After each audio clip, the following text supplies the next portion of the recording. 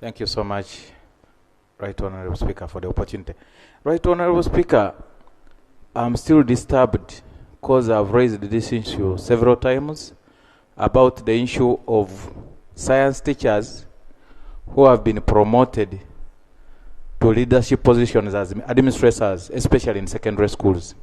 Right Honorable Speaker, as I speak now, there are teachers who have been promoted, but they have declined to pick appointment letters because their salary has been changed from being a scientist to an administrator.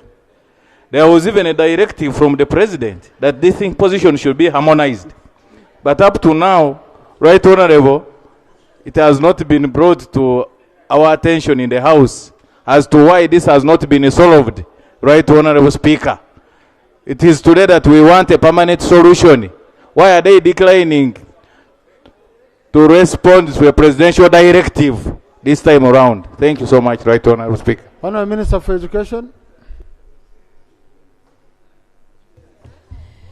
Yeah, thank you so much, Right Honorable Speaker. I want to thank my brother, Honorable Gerald, for raising this matter on this floor.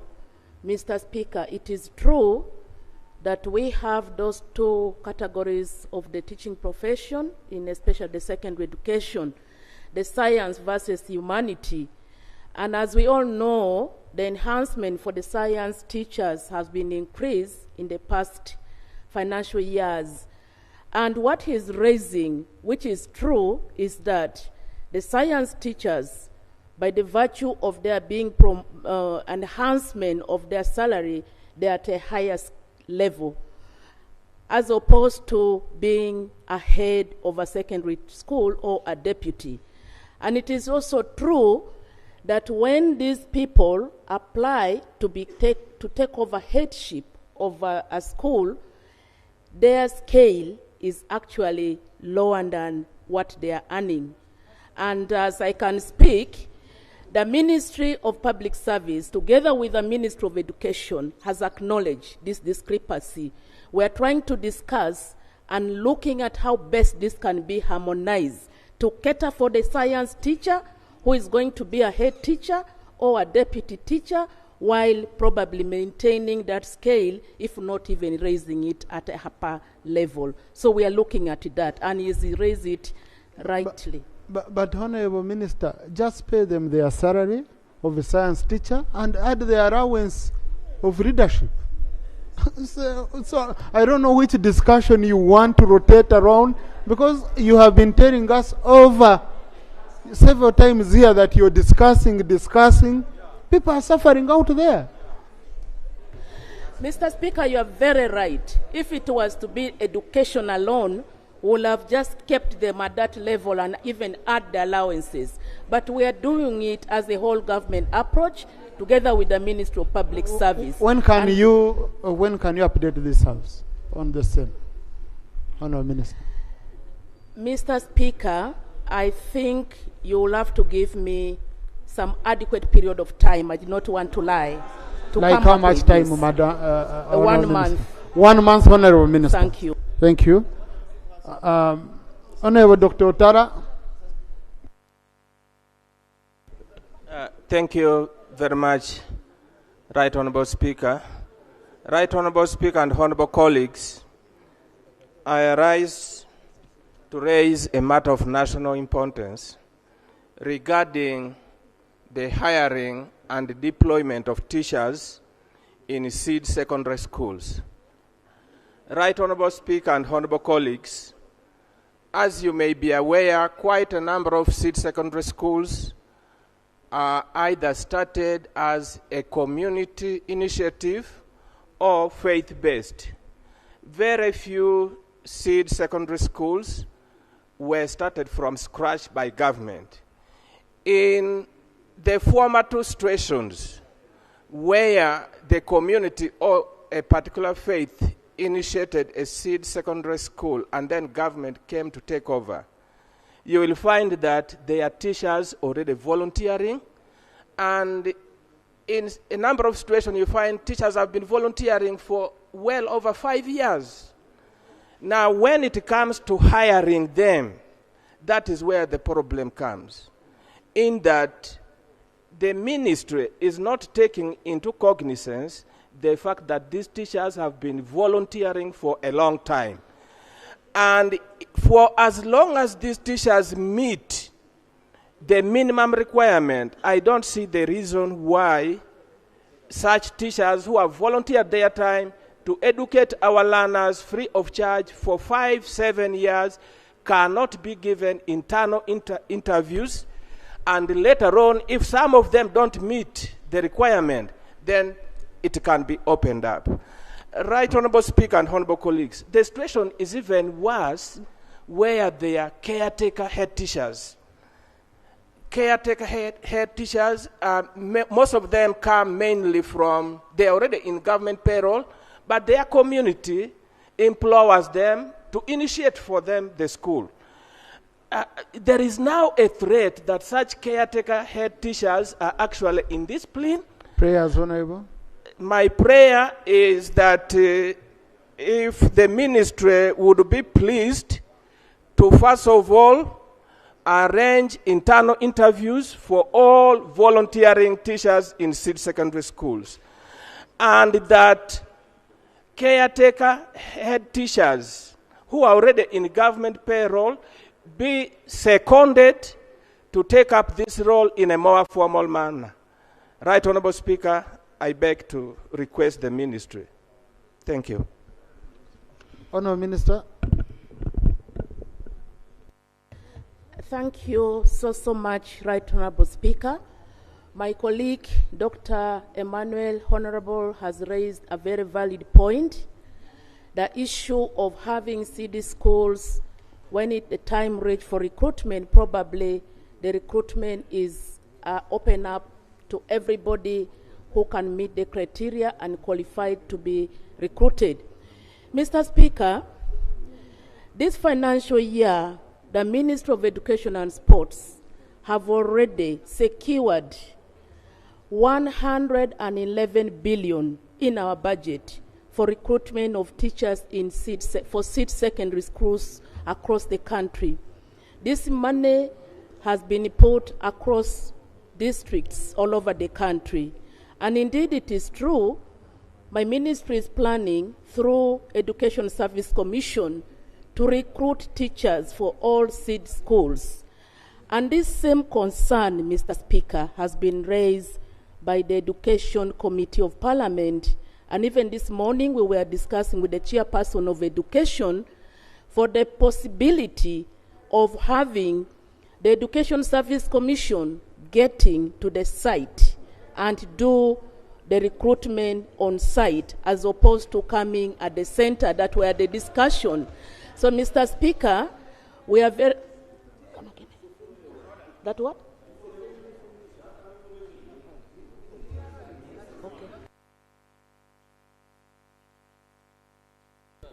Thank you, Minister, for allowing me to give you information. Honorable Minister, the issue is about policy. It is not about the finances.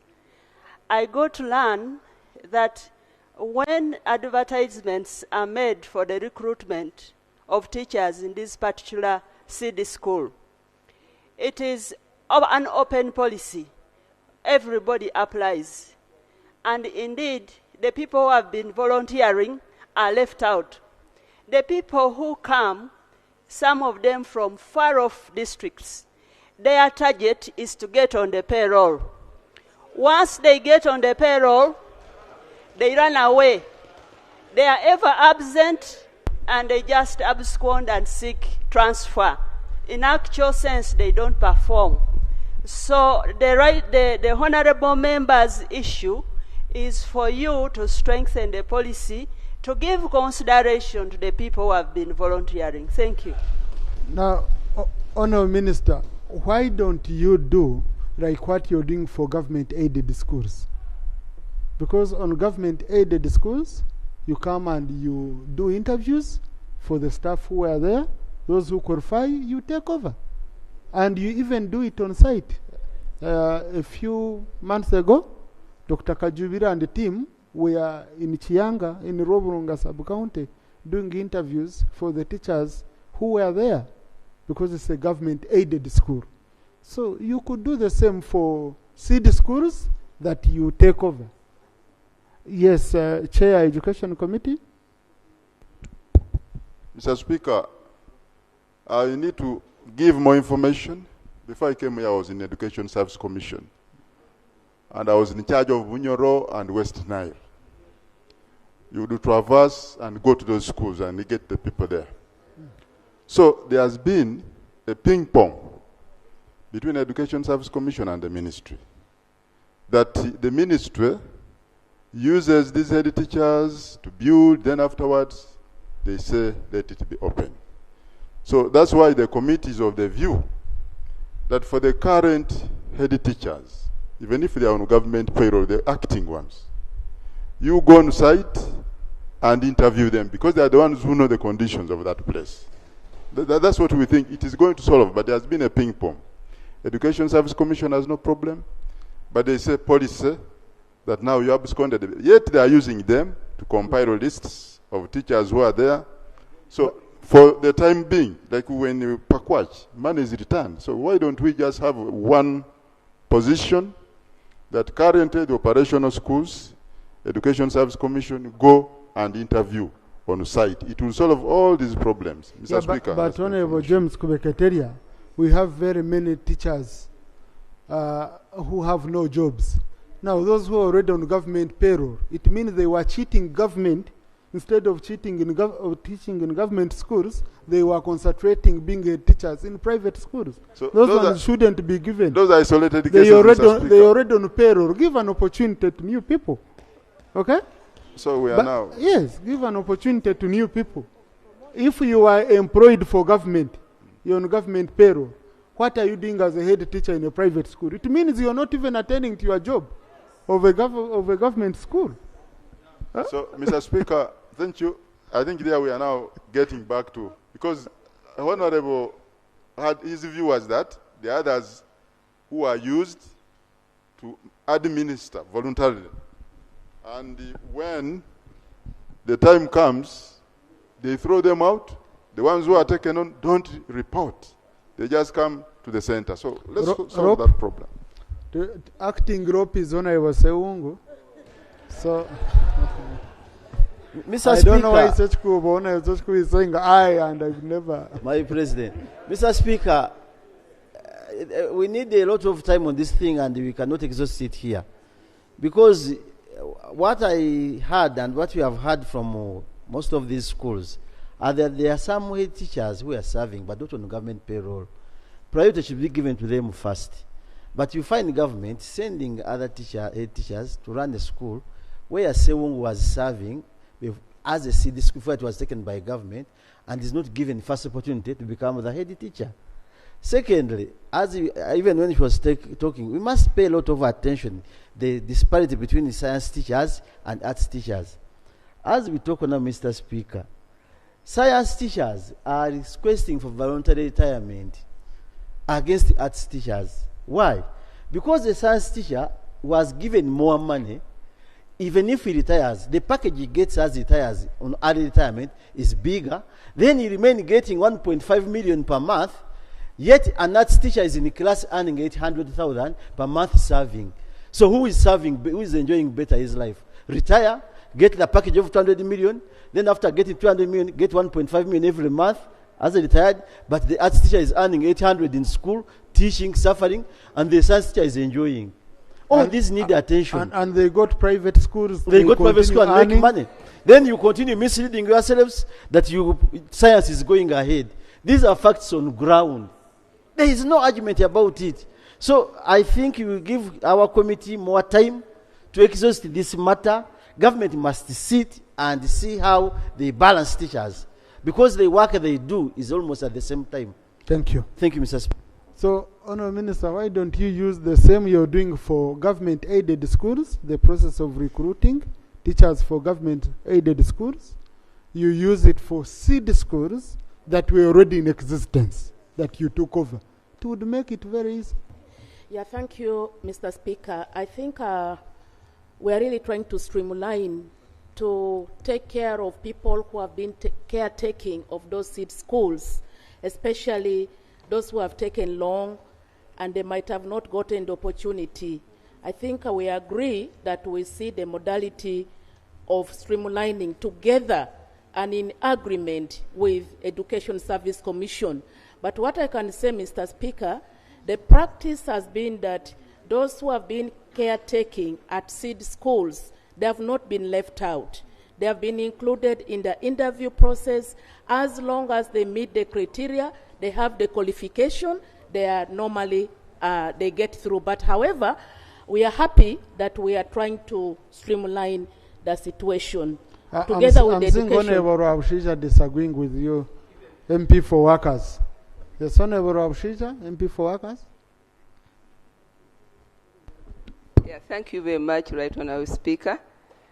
If we are talking about caretakers, it is beyond, it's not about those people who are in primary schools teaching or seed schools. Even in secondary schools, we have, I am sure, because I've ever done research about it, we have over 5,000 teachers, both primary and secondary, who are caretakers. And we don't have it in the government that you caretake. These people, some of them are promoted because they are very far from the head office. They are promoted by the politicians.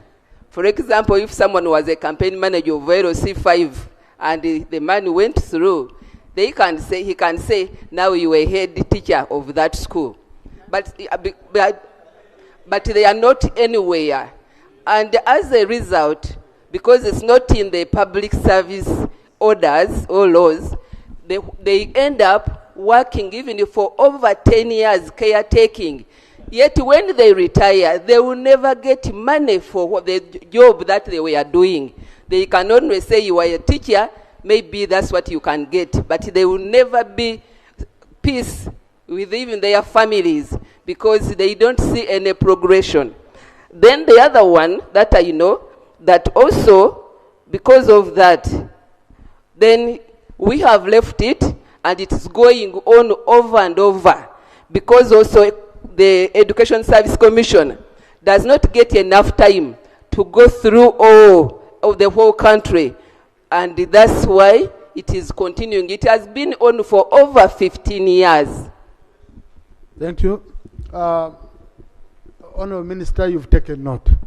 This is not a matter where we're going to make a resolution. Yes, Honourable Minister. Mr. Speaker, I think the issue is really about seed schools. Probably the others we can discuss. But finally, it is true, Mr. Speaker, that the science teachers that have just received recent salary enhancement, true, some of them are leaving the profession.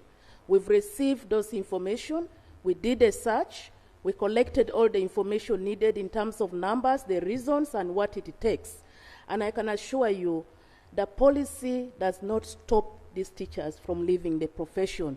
Now, the way forward is that my ministry is trying to look at how to review the policy so that we can see how best such outcry and the manner in which the teachers are moving can be regulated. And one of the things that we're already working is the national teacher policy, which, can I complete?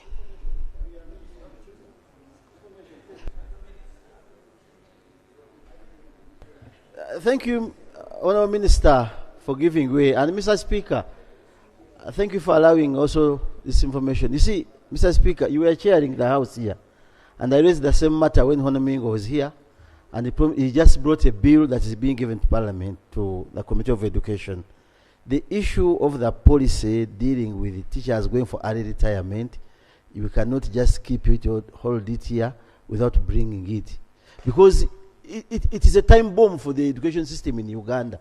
Leave arts teachers, primary teachers, science teachers, Mr. Speaker, as we talk now, you cannot start a private school in your area and get professional teachers trained because they are not anywhere, they are getting jobs. So the bill you brought, as Onamoingo stated, is not giving anything, dealing with anything that will handle teachers for early retirement.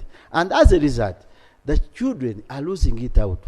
So I would pray that bring that policy as fast as possible so that you control the migration of teachers leaving their profession. And you will not achieve it with the poor enrollment and remuneration of teachers. Thank you, Madam, Mr. Speaker. Honourable Minister, thank you. Thank you for the information, and I was really coming at that point that we are bringing the policy, but also we have the National Teachers Council that is coming on board, which council has to regulate the teaching profession. But thank you so much for the guidance, and I want to believe that we will do everything possible to regulate, to control, and to ensure that the teaching profession becomes better every other day. I thank you. Thank you, Dr. Yun Sapio. I rise on a matter of national importance, Right Honourable Speaker. I would like to draw the attention of the party opposite the government to the catastrophic flooding that has devastated entire communities in my constituency of Oyam County North. In this particular case, I would like to draw your attention to the devastation on Otwal Senior Secondary School, which is now unable to domicile students or function normally. And might I add, Right Honourable Speaker, that the school is struggling currently to open for the new term.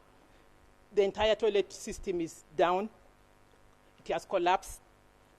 And there's no extent of draining that hasn't happened that has helped the situation, both by the district and by the school itself.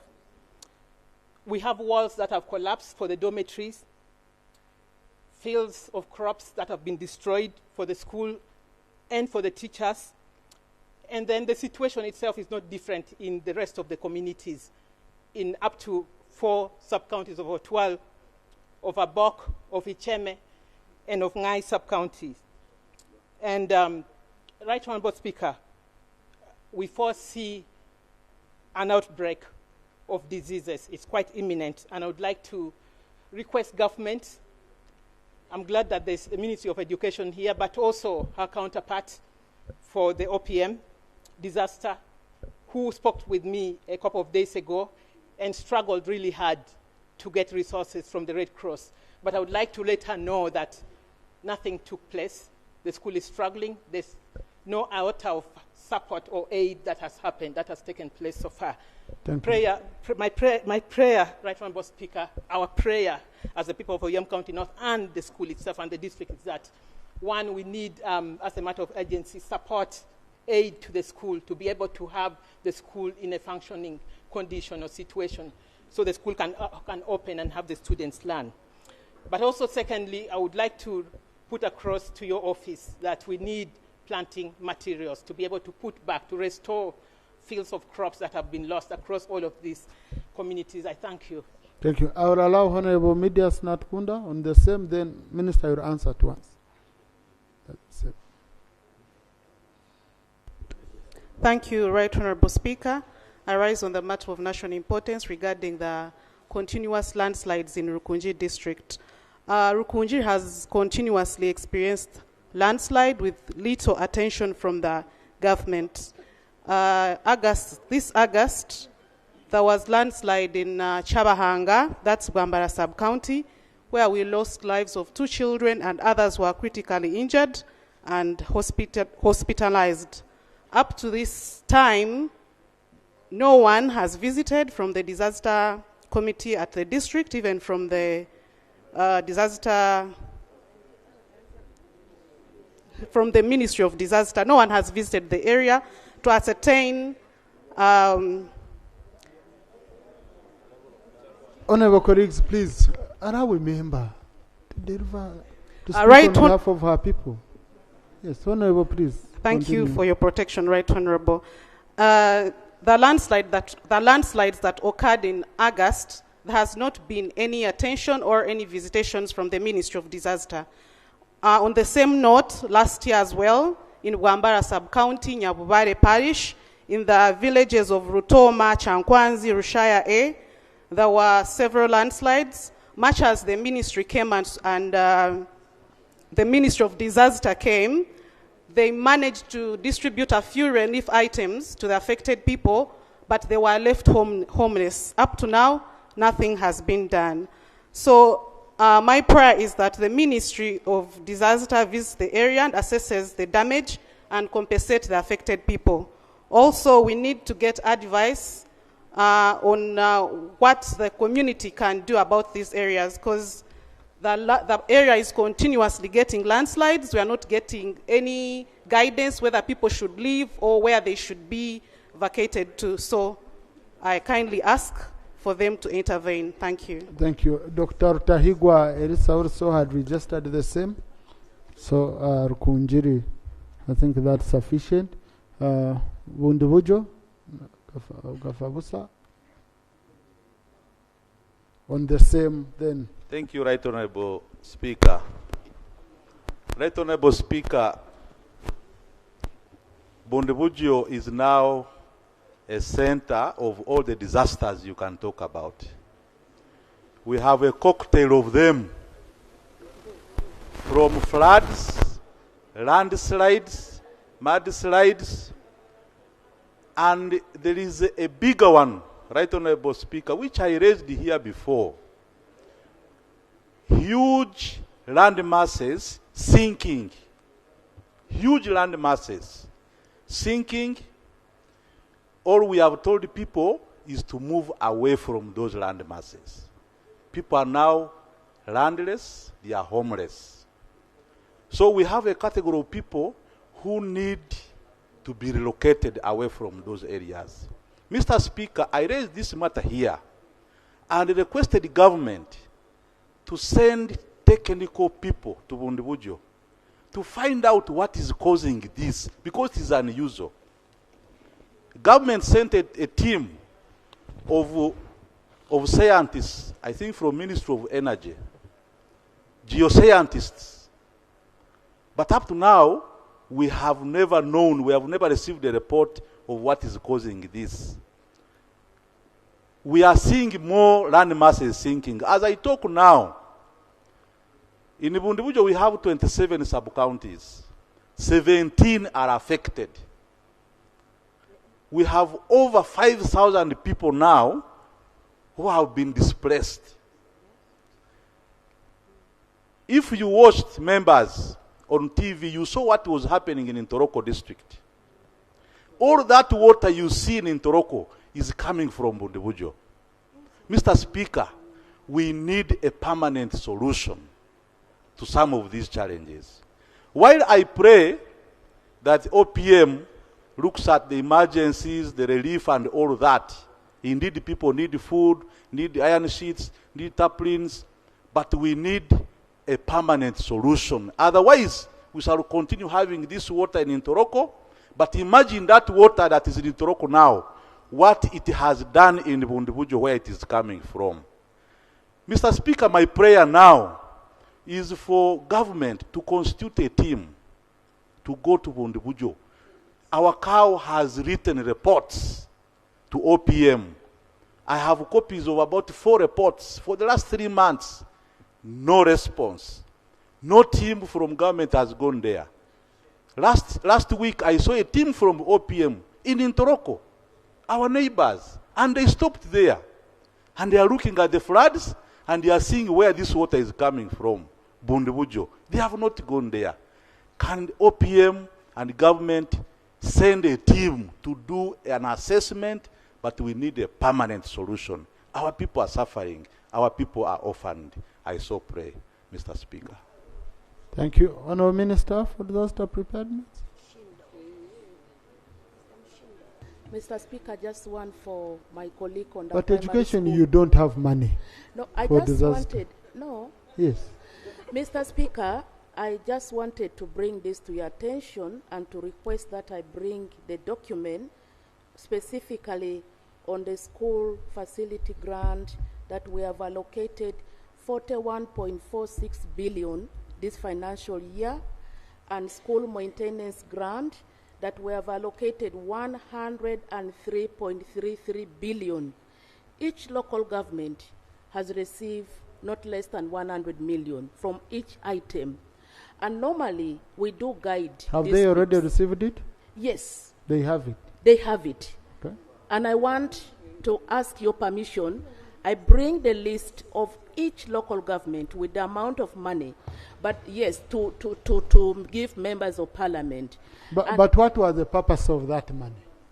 Yes, that is what I was coming. The money is meant to maintain our schools in the district, to give a facelift. And we have guided in this manner. Each financial year, you prioritize. You may, Mr. Speaker, protect me. I'm still speaking. Point of order. We may not. Point of order. Mr. Speaker, we cannot work retrospective in this House. Yesterday, you gave a directive that the Ministry of Education will go and give us 3 months. Actually, the Minister wanted 1 month, and I pray that it takes 3 months to give us the status of UPE schools in Uganda. Here we are now. The Minister is giving us the figures given to districts. When you talk about 80 million as money to rehabilitate schools in a district, that is almost nothing. Yes. It is nothing. Your point of order? So is the Honourable Minister, my fellow minister in the same docket, my shadow minister, because the Minister of Education decided she's a state minister, in order to continue bringing figures on after having given a full directive by the Speaker that we shall get a status report where all these matters can be addressed. Is she in order? Now, Honourable Minister, where I'm finding a challenge, and I want to be honest, you know very well you used to have a budget for emergencies under Ministry of Education. That budget was transferred to OPM, everything to do with emergencies. Now, the money you're talking about is money for facelift. Now, you're saying they diverted from facelift. No, because we are talking about emergencies now. Okay? So, allow us to handle emergencies as emergencies. Then the other money should also serve the purpose. Moreover, it is already very little. Okay? Now you want it to look like it should be the money for emergencies. No. Where the district finds indeed there is an emergency, okay, and they should use that money, let it be a discretion of the district. But you remember your budget for emergencies was taken to OPM. That's why we want OPM to answer. Okay? So... Thank you, Mr. Speaker.